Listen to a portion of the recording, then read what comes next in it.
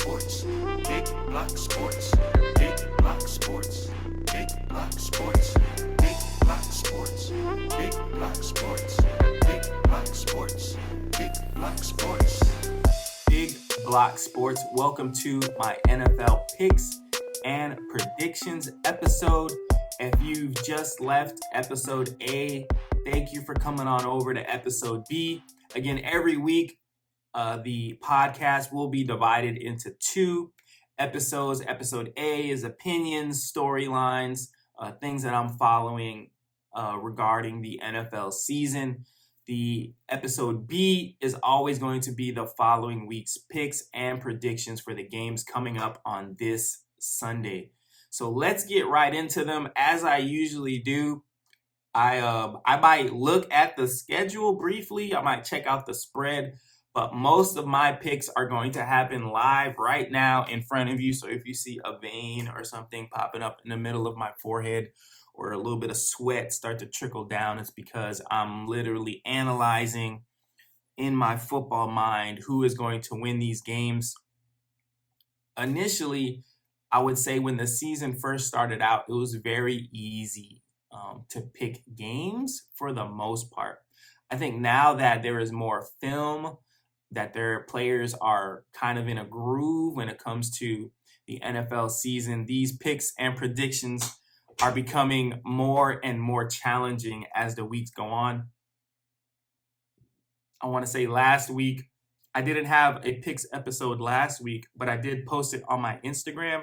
You can find me on Instagram at Big Block Sports, all one word, no spaces or anything, Big Block Sports. I want to say maybe 3 of my picks out of the entire week were correct, but a lot of them were wrong, including, my beloved 49ers laying a massive T-Rex size egg in Levi Stadium versus the Arizona Cardinals. Incredible.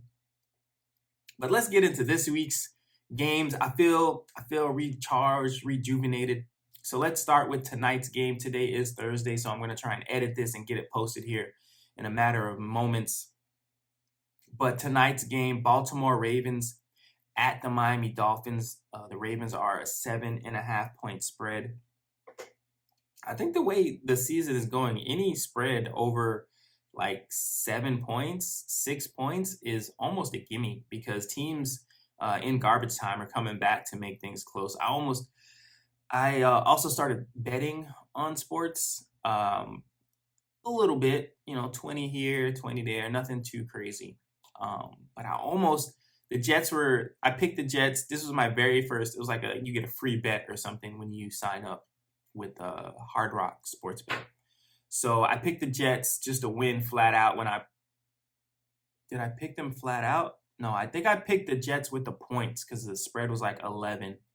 I picked them for the points. Initially, it looked like a stupid bet, but then they brought it to within 15 and they were driving, and then boom, Josh Johnson gets the ball tipped. He throws an interception, and my little $20 went down the lane. But we got the Ravens at the Miami Dolphins. I think the Ravens win this game easily. I don't even think the Dolphins will cover the spread. I'm not sure who's playing quarterback for the Dolphins. What I am sure of is that it doesn't matter who's playing quarterback for the Dolphins because of who's playing quarterback for the Baltimore Ravens. So I'm taking Lamar Jackson and the Baltimore Ravens in this game over the Miami Dolphins. This next game, on paper, seems pretty like but if I really think about what both of these teams are going through right now, especially after the Jaguars having that stunning victory last week, them coming into Lucas Oil Stadium to play the Indianapolis Colts. Now they have the Colts as a 10.5 point favorite. So those, again, easy money right there. If you take the Jags with 10.5 points.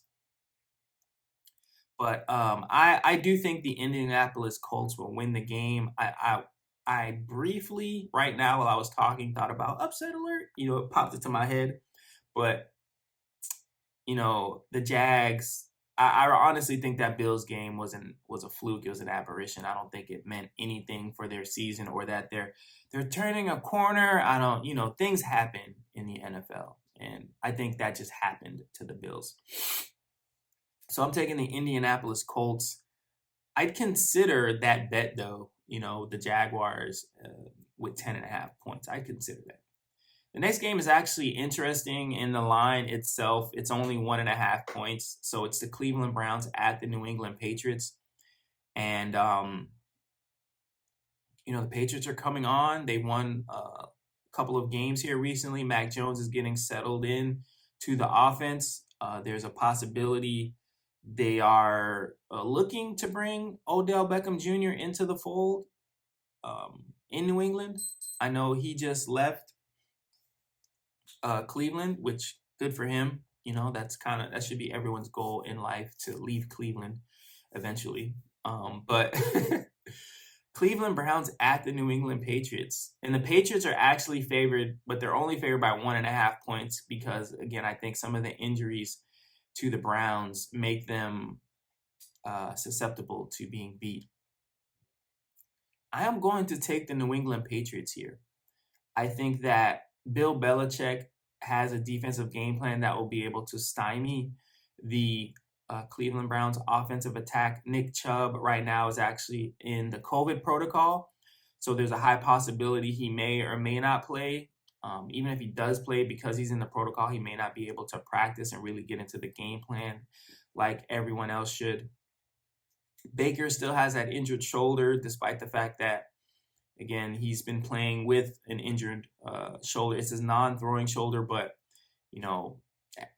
as someone with an injury, right, by self, it's not a pleasurable experience just to wake up, go get coffee. Like, everything is just such a task. So I can only imagine playing football with a torn labrum, or I think he also has his shoulder socket has a broken bone, and I guess just not a good injury for him. So I'm taking the New England Patriots in this game to win over the Cleveland Browns. Atlanta Falcons at the Dallas Cowboys. Dallas Cowboys are a 9-point favorite. I gotta believe that the Dallas Cowboys are gonna win this game. I know that Atlanta, every time you feel like, they can't do it, especially after the win over the Saints. People may have some different emotions about the Falcons, that they might be a good team or that they might have the ability to beat a team like the Cowboys. And again, any given Sunday, but I do not think that the Dallas Cowboys laid 2 eggs in a row like they did versus the Broncos. Atlanta does not necessarily have the defense that the Broncos had, so that's why I think the Dallas Cowboys offense will do a lot better versus the Atlanta Falcons. Buffalo Bills at the New York Jets. Buffalo is a 13.5 point favorite. That's easy money right there. I think the Jets have shown the ability to come back and score. Mike White is starting again. We're still not really sure what he is. I know he came on the field one game and lit it up, and then he got hurt. We know that the Buffalo Bills just laid an egg against the Jacksonville Jaguars, but I don't feel that is true to their character. So I'm taking the Buffalo Bills over the New York Jets. That's an easy pick. Now, what is a difficult pick, I would say, is the Jets with 13.5 points. That might be something you wanna look at when it comes to my betting folks out there. Next game is kind of interesting. I think it'd be more interesting if Jameis was playing. The New Orleans Saints at the Tennessee Titans. The Titans are favored by 3 points. I think it'd be more interesting if Jameis was playing. I think right now the Saints really don't have a quarterback they can believe in. They've been running with Trevor Siemian. They have brought Taysom Hill in at times. And again, I know it's hard in the NFL season to bring someone in and get them up to speed, but honestly, I feel like Cam Newton should be getting a look from New Orleans, and it's interesting to see why he's not. I know originally there were some conversations about, his vaccination status, and that paired with the personality that he is could turn some teams off. But if I think about his skill set right now, I think about what New Orleans has as an offense. Their wide receiver core is definitely not one of the best in the league. So Cam is not necessarily going to be tasked with throwing the ball multiple times during the game. But I think his ability to run gives him an advantage over maybe somebody like Trevor Siemian. And now you could probably say, well, if you think Cam fits there, they should just start Taysom Hill. But I think when Taysom Hill becomes the quarterback, well, then that takes away that joker that the Saints have, because that's really what he is, right? He's that wild card in an offense where he could be a tight end, he could be split out wide, he could be a running back, he can catch the pitch and throw it. If you have him as a quarterback, well, then he's really either going to throw it or run, right? From behind the center. So if you bring Cam in there, he can throw or run. You could still have Taysom Hill running around and possibly throwing. I just feel like it adds to the dynamicism. I don't know what the word is. It just adds to the dynamic that the New Orleans Saints have on offense. But a long story just to say they're not going to win the game. The Tennessee Titans are going to win the game. Adrian Peterson is going to continue to roll. I saw some good carries from him. Is he Derrick Henry? No. But, that guy there, bona fide Hall of Famer, continues to run hard, continues to run strong, continues to score touchdowns. And so I'm taking the Tennessee Titans over the New Orleans Saints. I also believe the Tennessee Titans will cover that 3-point spread. Tampa Bay Buccaneers at the Washington Football Team.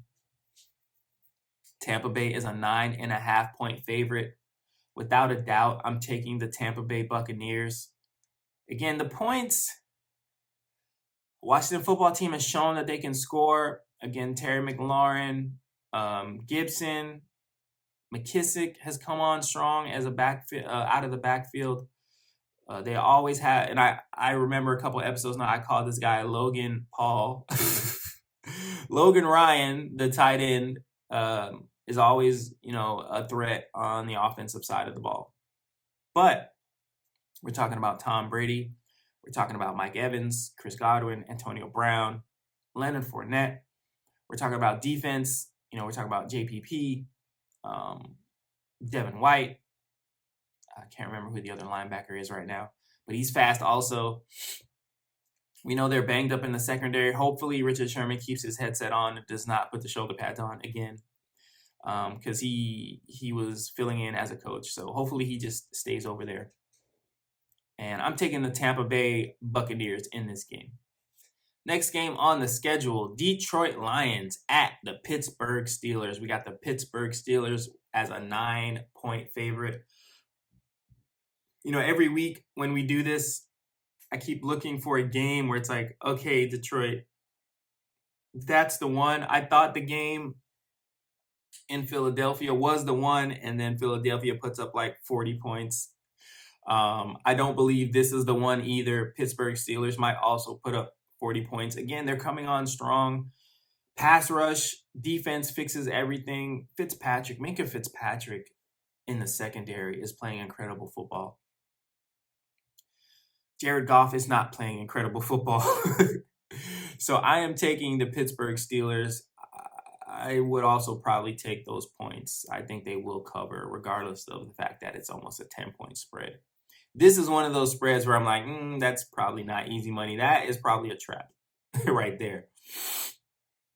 Next game, Minnesota Vikings at the Los Angeles Chargers. In this game, again, Los Angeles is only a 2.5-point favorite. It'd probably be a lot more interesting game. Just hot off the presses. Well, I don't know how hot. It's hot off the presses for me. Maybe the story has been out, but apparently there's some domestic violence issues with Dalvin Cook.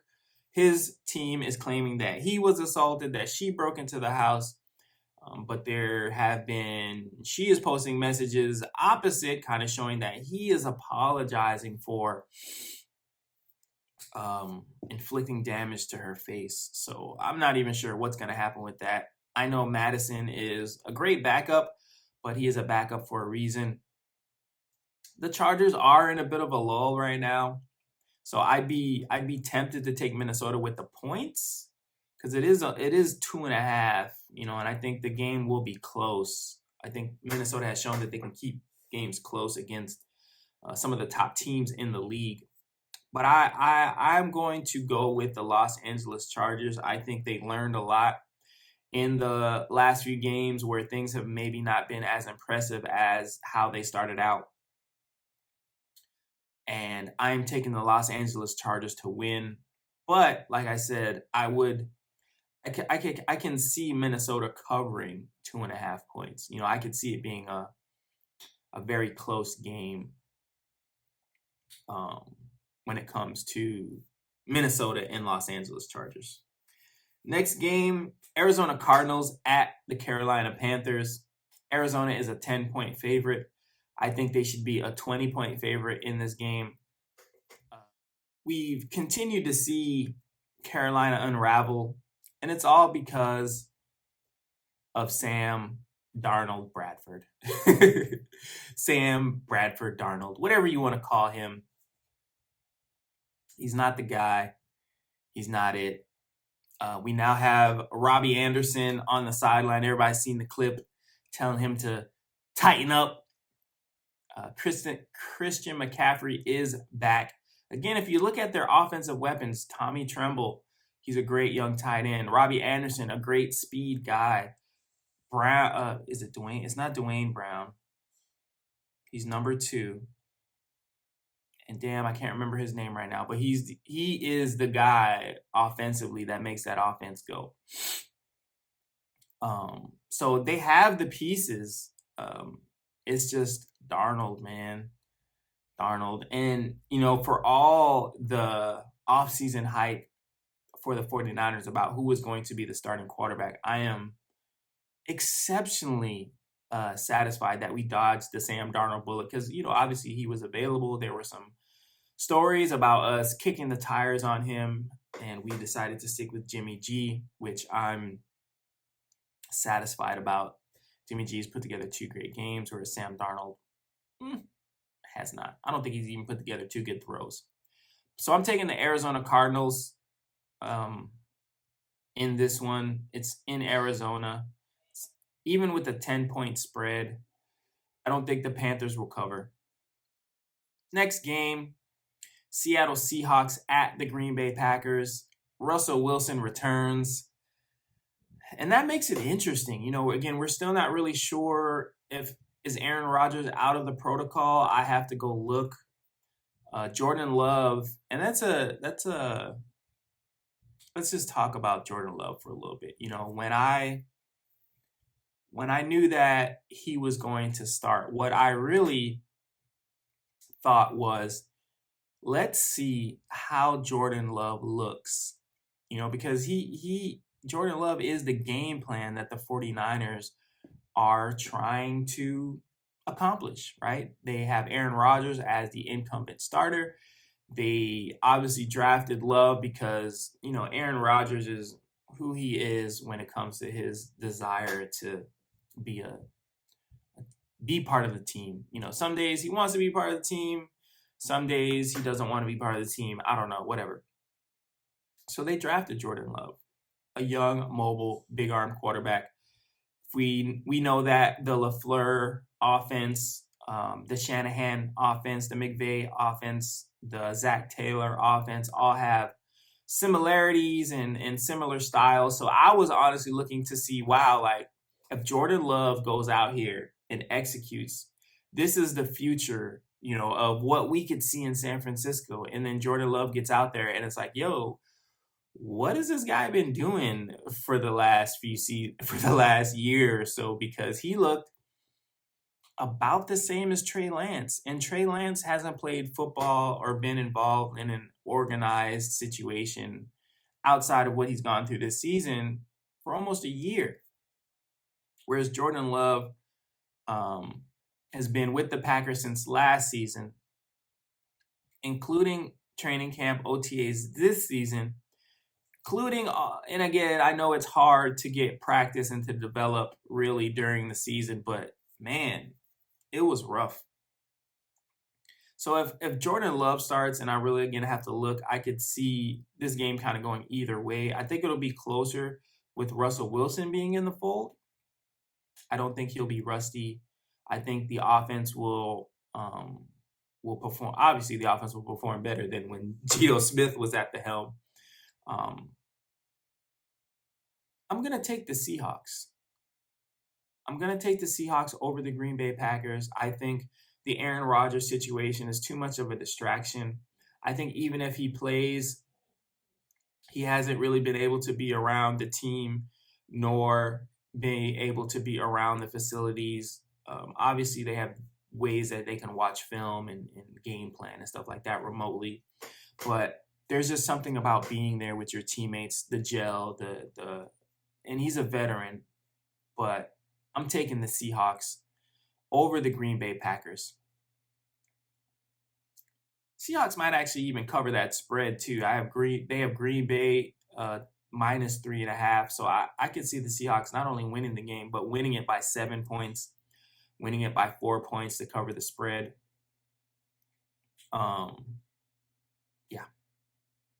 Seattle. Philadelphia Eagles at the Denver Broncos. And this is an interesting game to pick because we're not really sure which one of these teams are going to show up. Is it going to be the Denver Broncos that just manhandled the Dallas Cowboys for 4 quarters? Is it going to be the Philadelphia Eagles that played a very strong game against the 49ers, have played very tough games this season, put up 40-plus points on the Detroit Lions? Which team is going to show up? I'm thinking the difference because offensively, Jalen Hurts, Teddy Bridgewater, it's kind of a wash. Well, let's look at the running backs. Melvin Gordon has definitely come on strong this season. The rookie Williams has come on strong. Philadelphia Eagles, it's Jordan Howard is a running back now, I believe. They keep changing running backs. But Gainwell, Boston Scott, I think is also a wash. Receiver core, Tim Patrick,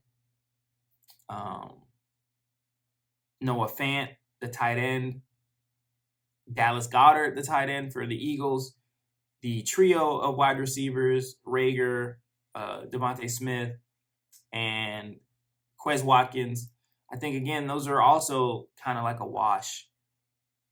Defensive line-wise, Philadelphia Eagles probably have a little more experience on the defensive line, definitely have some more talent. Fletcher Cox elevates that unit.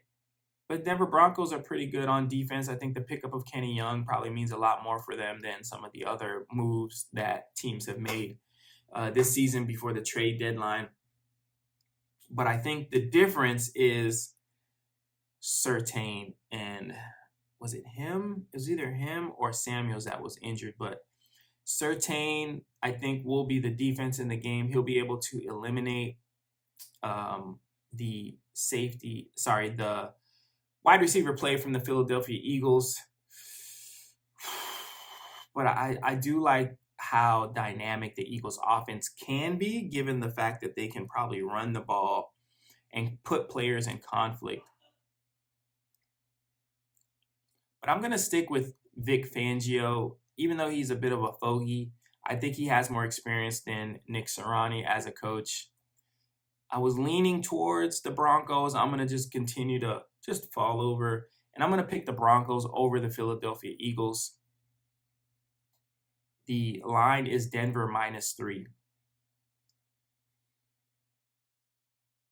I think Denver will cover that spread also.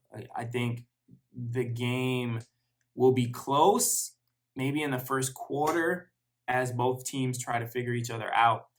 But I think by the third or fourth quarter, the game will be over with, and the score margin will be large for the Broncos. Next game, Kansas City Chiefs at Las Vegas Raiders. So again, the Raiders going through everything that they're going through. The Chiefs, If you want to call it a bounce back, they beat the Giants. They beat Jordan Love and the Packers. If you want to call it a bounce back, the Chiefs are bouncing back. They're still throwing interceptions. They still have turnovers. The defense is still the defense. The lack thereof defense. And again, I like what the Raiders have as far as pass rush. I like what they have offensively. I think Derek Carr is playing great football this season. I'm going to continue to roll with the Las Vegas Raiders over the Kansas City Chiefs. I think they force Patrick Mahomes into additional mistakes. I think offensively, Deshaun Jackson has a big game. I think Josh Jacobs is going to have a big game. I think Kenyon Drake is going to have a big game. And then there's always Darren Waller, who's good for a first down whenever. 4th and 30, just throw it to Waller. He'll get it. So I am taking the Las Vegas Raiders over the Kansas City Chiefs. And then Monday Night Football. How did the 49ers end up on Monday Night Football? They couldn't flex us. They couldn't flex us to like one of these afternoon games. So I can get on with it. Sometimes when we play Sunday night, we play Monday night, like all day Sunday, I'm just like, get to the point. And also now, because we're playing on Monday night, everyone is watching. And if you haven't watched the 49er game this season,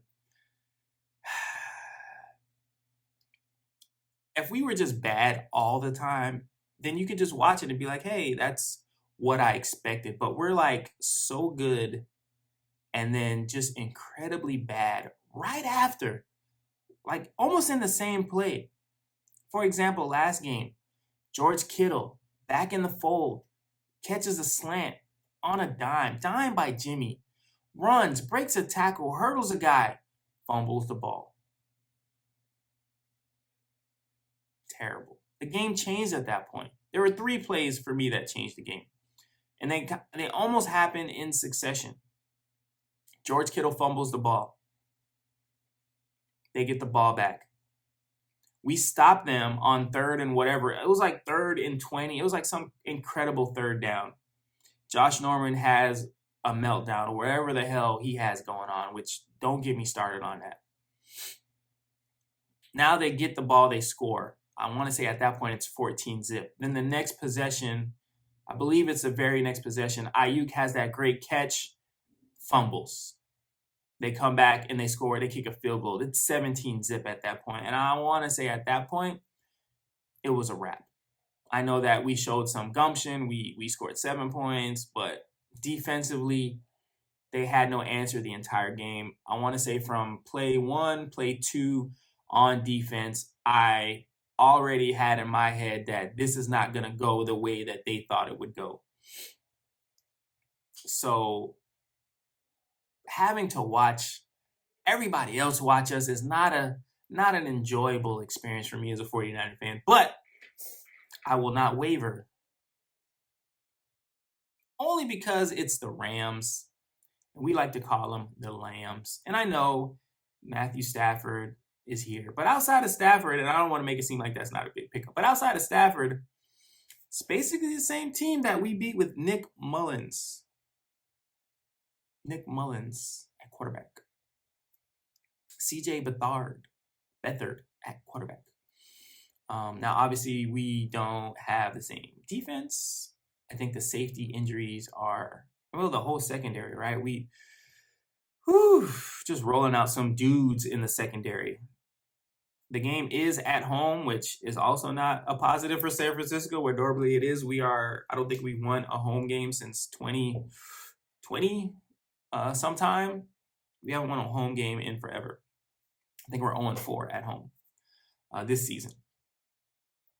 So it's the Los Angeles Rams at the San Francisco 49ers. Now, what I will say is that the butt kicking last week hopefully fired up some guys to get it together. And I think the Matthew Stafford game last week showed that he is human, that they can be beat. he made that Carson Wentz throw in the end zone. That was what we call doing a Wentz. We've now created a verb out of that. So if you're in near your own end zone and you're about to get a safety and you do some stupid ass throw that gets intercepted, that is now called doing a Wentz. So he did a Wentz. He is human. The Rams offense can be stymied. The Rams defense can be scored upon. So I'm still going to take the 49ers until the Rams beat us. We've won 4 straight, I want to say, against the Rams. And obviously, the players have changed. The situations have changed. The records have changed versus where we're at, versus where we played them in those previous games. But we're called the Niner faithful for a reason, and there's a lot of unfaithful. There's a lot of unfaithfuls out there, and we don't support the Niner unfaithfuls. We only support the Niner faithful. So I'm taking the San Francisco 49ers over the Los Angeles Rams. I'm putting the Rams on upset alert. I think Trey Lance finally gets in the game. I think he has a package this week. Brandon Ayuk continues to ascend as an NFL wide receiver. George Kittle back in the fold, I think, showed last week offensively that he makes the offense go. I think the running game looked a lot more consistent. We were able to complete more third downs, even though that still continued to be our Achilles heel this season. Defensively, I'm not really sure what's going to happen, though. I don't know we could probably put Mosley on Cooper Kupp, but that's an L. We could put Mosley on Woods and then bracket Kupp. That's an option. I think one thing that we have to look forward to is that James Conner, who was playing like John Connor, the Terminator from the Terminator movies, but James Conner is not on the Rams. The running back that they have is not a huge, hulking, massive man of a running back that we can't tackle. So I think the threat of the run is what really impacted our defense. It caused our defense to be susceptible to play action passes and created easy screen passes on the outside for Colt McCoy and the Cardinals to catch and run. I think the Rams will try a similar game plan, but without the threat of the run, I think that the defense will be able to be a lot more consistent. So I am taking the San Francisco 49ers. Now, the Rams are a 3.5-point favorite. I can see us winning, by 1 point, kicking a field goal at the end. We got Robbie Gould back. But Niner faithful, bang, bang, Niner gang all the way over the Los Angeles Rams.